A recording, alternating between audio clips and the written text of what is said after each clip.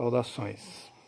Bom, agora, depois de ter falado sobre a estrutura em níveis da disciplina mental e dos aspectos mentais que são os objetos de meditação, eu pretendo agora trazer um encerramento a respeito de Upasana Yoga, falando então sobre o que é necessário para as práticas meditativas.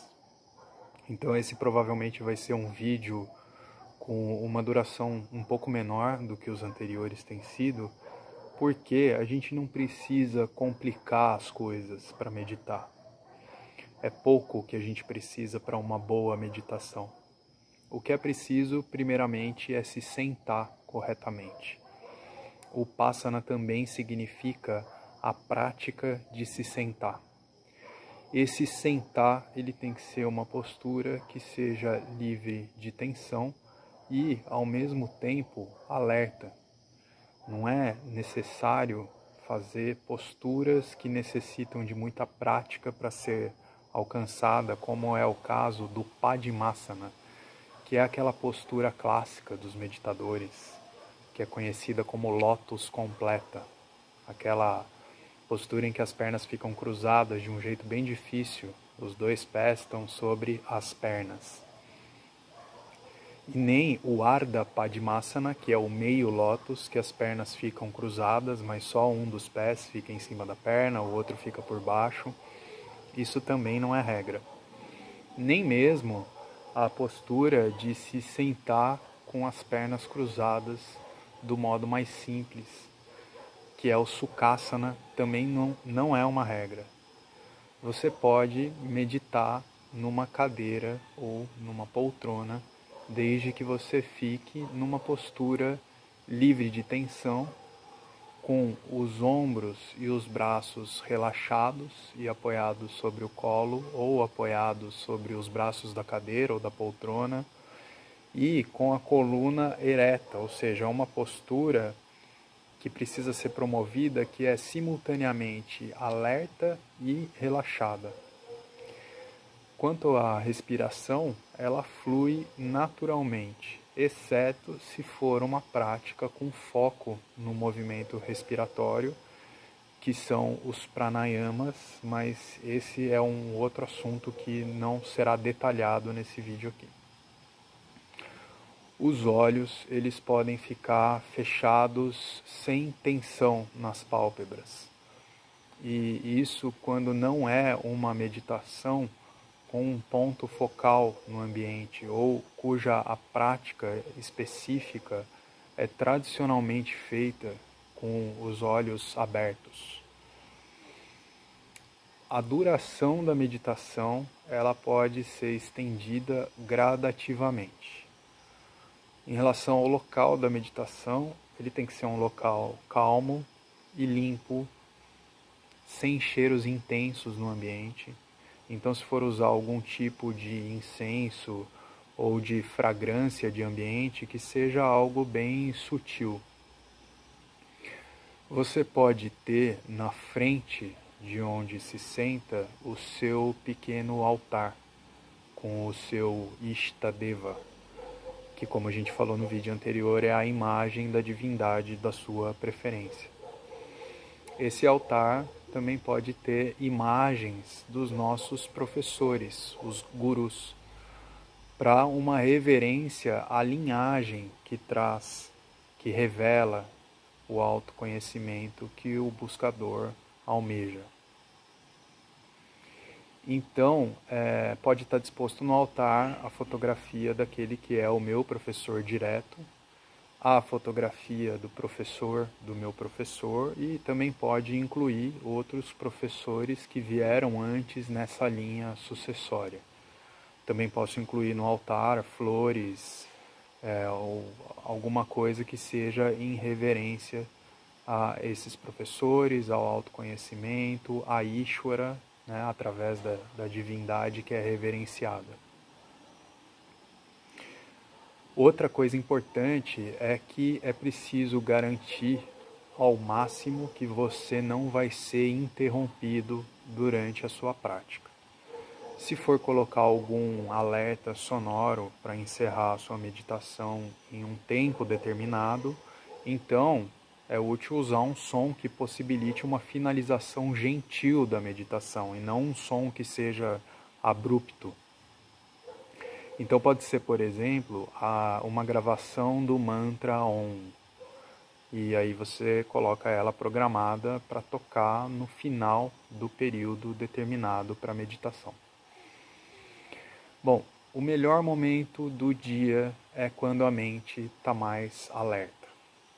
E não é proveitoso meditar de barriga cheia. Enfim, acho que isso é o suficiente para uma boa prática meditativa e ela vai, então, se aperfeiçoando com a prática. Mas o que finalmente é importante compreender é um fato que pode ser de difícil aceitação para muitos meditadores, que é o seguinte: a meditação não é um meio de conhecimento e não produz autorrealização.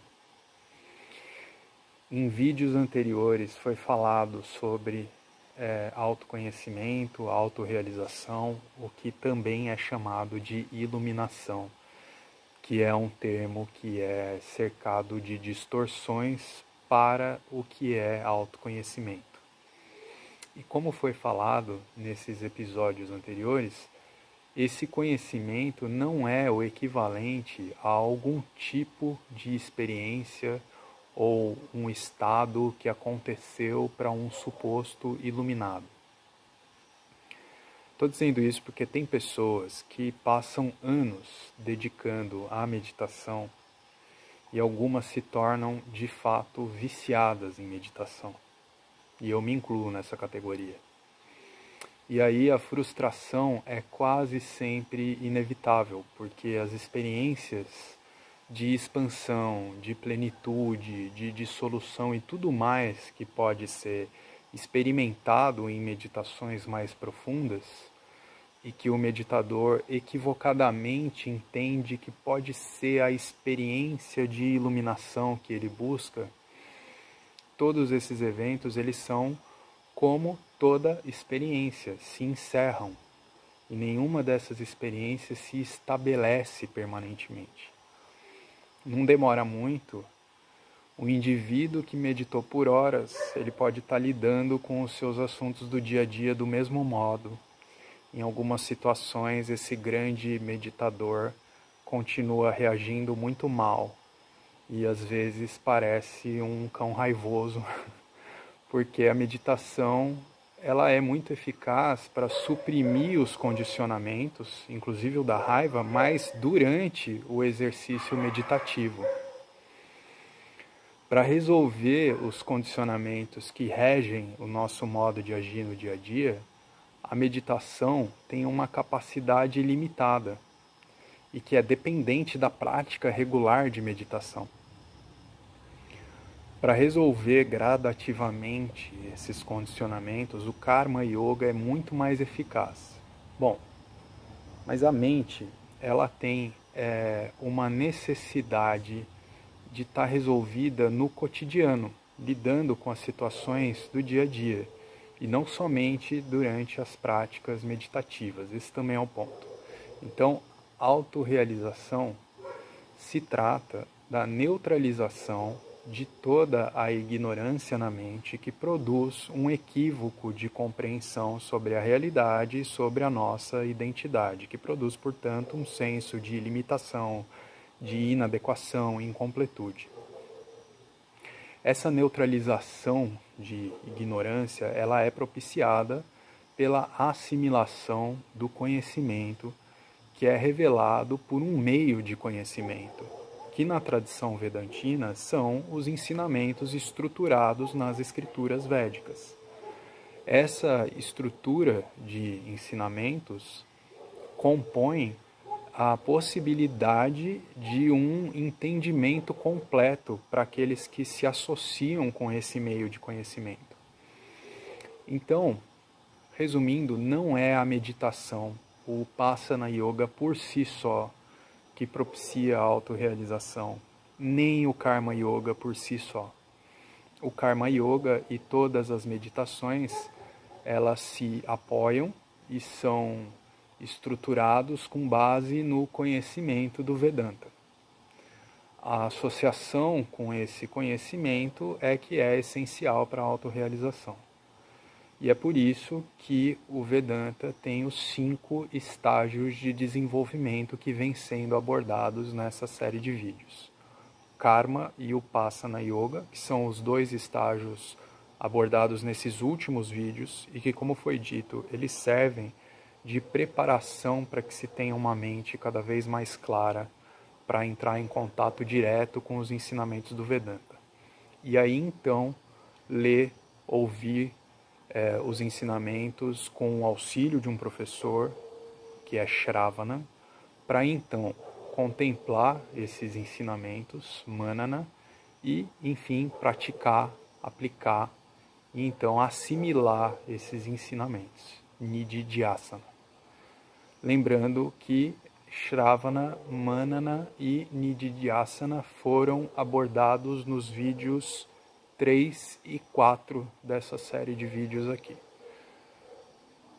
Pois bem, aqui então eu encerro essa explanação introdutória sobre os estágios de preparação e aprendizado do Vedanta, e no próximo vídeo eu vou falar sobre qualificações. Muito obrigado e até o próximo vídeo.